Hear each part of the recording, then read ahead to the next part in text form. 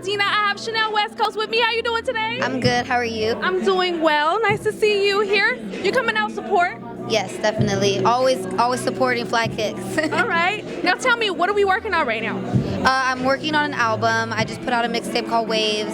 I'm actually working on a couple secret projects, but a new season of Ridiculousness. We start filming next week, and we have a new season on right now. I have a new jewelry line called Candy Jewelry Co. We need to look out for that. How can we find it? You can find it on Instagram, online. We're starting to get into a couple like boutiques. But yeah, Candy Jewelry Co. Make sure you check it out. Cool. I got so much going on. It's like, how do you keep your schedule like straight? Oh my God. I like to stay busy. I really prefer to stay busy. When I'm bored, it's like I always say when I'm bored, I get into trouble. Yeah. So it's better to stay busy, I think. Speaking of trouble, now that whole thing with the TMZ and the fight and all that came out. Talk a little bit about that. You don't need to get into too much detail, but do you think that TMZ is is it out to get you, or do you feel like it's good PR? To be honest, I feel like any publicity is good publicity. I feel that I've been working very hard on my music for a long time. I actually got on TV by doing music. A lot of people don't know that, but right. And I didn't really get it as much recognition as I feel I deserve. Okay. So if getting arrested is gonna get me some fucking recognition and some people to check out my music, then whatever, because it's funny, like, as soon as I get arrested, all of a sudden all these blogs who actually normally haven't posted about me or my music, all of a sudden want to be like, oh, rapper gets arrested. And I'm like, well, at least they're calling me a rapper now, so right. So yeah, so it's been a little bit of a struggle for me to like get my music to be in the mainstream. In the mainstream, well, to also be known more for music than my laugh, which is like when you have a talent and you're known more for just your laugh, it gets a little frustrating. So right. So yeah, so I'm just trying to really get my music out there, and like I said, if TMZ is gonna post me and it gets me some more recognition and more people to notice my music, then I'm all for it. I don't care. Right. No, totally understand. So speaking of that recognition, actually, I wanted to ask you, do you feel like it's been more difficult for you, being that you're one of the few white rappers, female rappers, to be signed? Or do you feel like it's been an easy ride?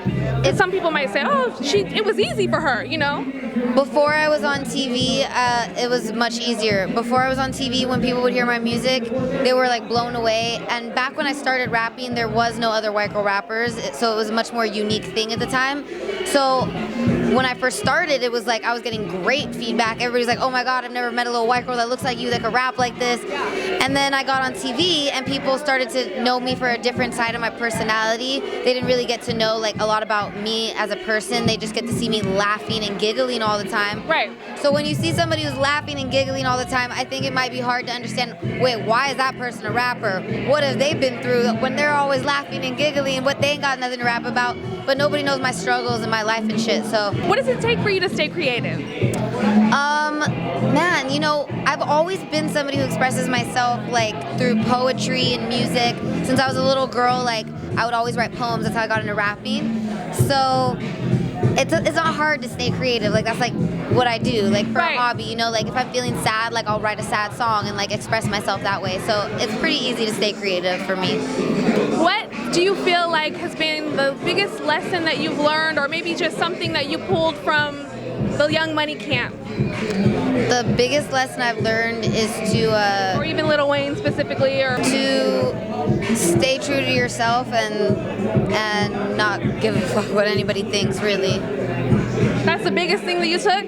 Yeah, definitely, because I think that there's a lot of gossip and a lot of things being said about Young Money, Cash Money, and about artists, about deals and people not getting paid and all kinds of crazy shit.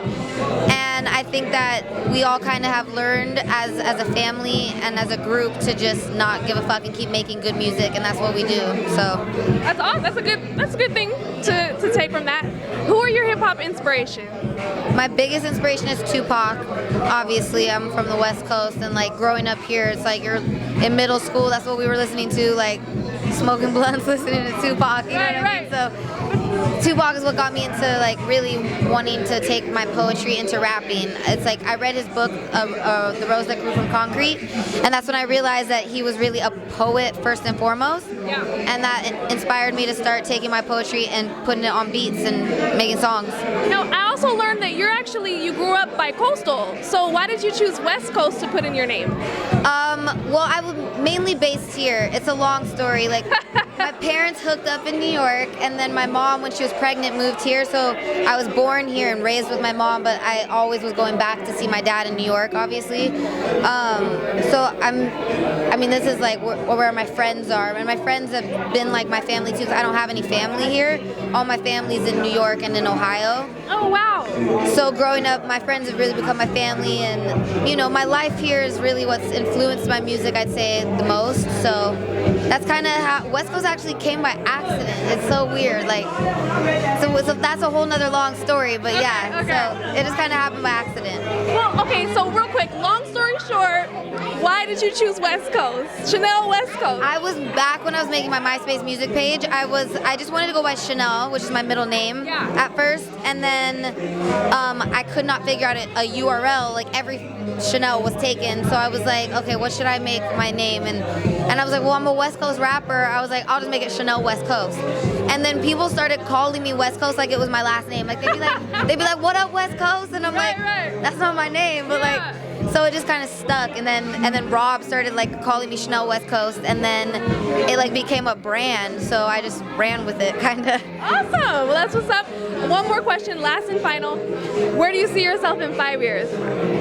Hopefully with lots of music awards on this dope bookshelf I got specifically for that. Yeah. I literally got this bookshelf because it like has lights in it, and it like it's perfect to showcase awards. I sound like a nerd, but yeah. So I would like to see that bookcase filled up with some like Grammys and stuff in a few years. That's my dream, is to get that recognition for my music.